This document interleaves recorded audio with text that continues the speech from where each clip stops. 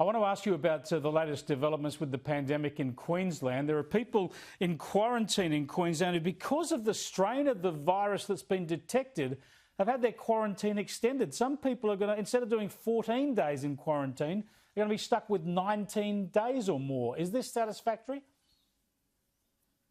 Well, look, I'm going to surprise you here a bit, Chris. I don't mind being super cautious, particularly when confronted with these new challenges. I can't say that there's a physiological explanation or a disease dynamic explanation yet. There's just lack of evidence. And I think we can accept a few more days for a few people to be absolutely sure that we're not releasing someone who's potentially transmitting a disease. So I'll go with Anastasia Palaszczuk on that one.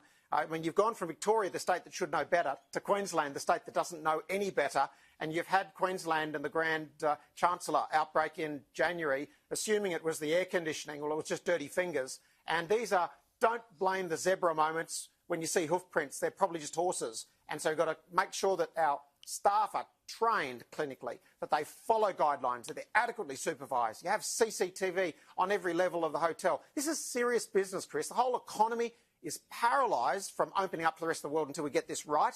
So I've been saying for a long time, what we're doing in hotel quarantine doesn't look much different to what we're doing 6 months ago when there was a second wave and nearly 12 months ago since the first wave.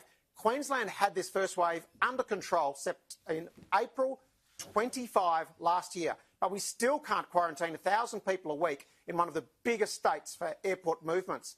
Queensland just isn't serious about opening up. I appreciate they're talking about Toowoomba, but it's still small change compared to what the economy needs. And all premiers outside of Gladys Berejiklian need to be doing more. They've got to bring in their proportion of the Australian population back in, and they're all being slack. South Australia, a small tick, and to Michael Gunner up in Northern Territory, small tick for opening up Howard Springs. We need to rethink quarantine, get smarter, get the green channels moving, because if you quarantine effectively, you can then move freely back in Australia again. Spot on. If you're an international business person or tourist. Thanks for joining us, Andrew. Anytime. Andrew Laming there in Queensland, looking spectacular behind him.